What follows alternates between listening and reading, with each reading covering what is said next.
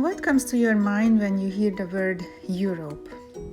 Is it the picturesque old cities where tourists enjoy cultural events or happily sample the local cuisine? Or is it the beautiful architecture and magnificent cathedrals, testimonies to the strength of the Christian church? Yes, that used to be Europe, the Christian continent. But secularization of its societies has been on the fast lane, and people have been losing their cultural identity. Within a few generations, what has been recognizably Europe for thousands of years will cease to exist. In their attempt to find meaning and self-fulfillment, people turn to New Age spiritual movements and to the occult in much greater numbers than in the US. The majority of today's young and middle-aged Europeans are firmly atheists and live their everyday lives without giving one thought to their Creator. The mass influx of refugees and migrants from predominantly Muslim countries created a financial and humanitarian crisis and also political turmoil within and between the countries of the EU.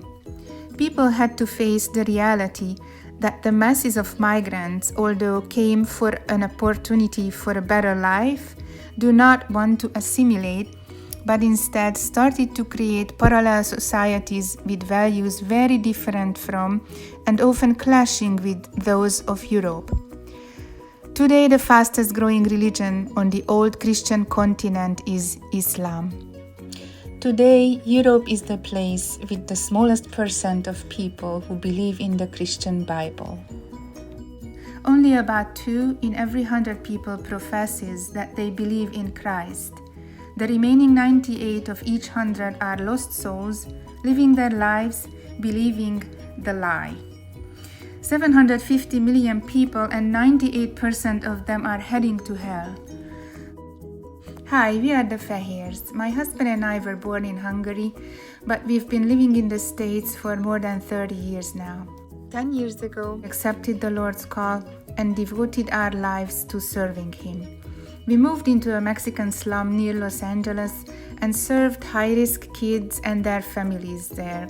We helped them daily with their homework, started a Bible club for them, coached the little boys, and mentored the older ones. We even prayed with a local gang member who confided in us. But true to our original call, during those years we also served with several ministries in Hungary. We served with a ministry for the Romas, Gypsies, with Hungary's only Christian youth soccer club, with a group of Messianic Jews, and in an international center for Muslim refugees. About 5 years ago, the Lord gave us a new vision and turned the focus of our ministry completely to Europe. He gave us the vision to mobilize churches there for outreach so they can grow and reach more people for Christ. He opened the door for us to start this in Hungary, where we already knew the language and culture. Since then, the Lord opened the doors for us to spread His gospel in the countries colored in green, and we are actively working on reaching the countries colored in yellow.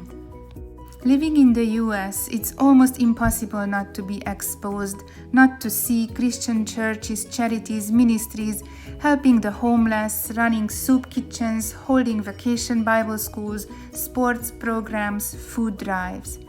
They are spreading the love of Jesus by serving the community in many different ways. The majority of Europeans have very little chance to see the love of Christ in action and learn about Him without actually actively looking, seeking, searching for Him somehow. Can you imagine where your faith would be if all the Bible studies, commentaries, devotionals, sermons, podcasts were only available for you in a foreign language? There are more than 40 official national languages that people speak there as their native tongue, but Christian resources in those languages are extremely scarce. So we started to search, and the Lord guided us to more and more wonderful materials that we were given access to translate for free distribution. Our first projects were translating Bible tracts because in a quick 1-minute reading, they provide a chance to raise questions in the minds of atheists and present them with the gospel. We provide these free for European churches with their contact information printed on the back and help them to organize outreach events. Of course, we have many other projects too. The Lord is really blessing us by bringing us resources available for translation and free distribution. We focus on materials that specifically address atheists, skeptics, and agnostics. We want them to open their minds and raise questions. We want to connect them to churches so they can find the one true God, Jesus Christ, instead of falling prey to all the new age hocus pocus out there. Lord, put a fire in our hearts to love His people in Europe and turn them back to Him. The last 2 years, we reached 40,000 people with the help of large Christian aid organizations and also helped small churches in Europe to grow. So this is our mission and the passion the Lord put into our heart. Thank you so much for taking the time to watch our presentation. We know that there are many wonderful ministries you could and probably do support already. And we know that with all that is going on in our country and in the world, it is not easy to stay focused on the one task Jesus gave us, to tell those who don't know Him about His love for them. So we ask you, please pray, and if the Lord calls you to, join us in reaching the 750 million people in Europe. Thank you again, and God bless.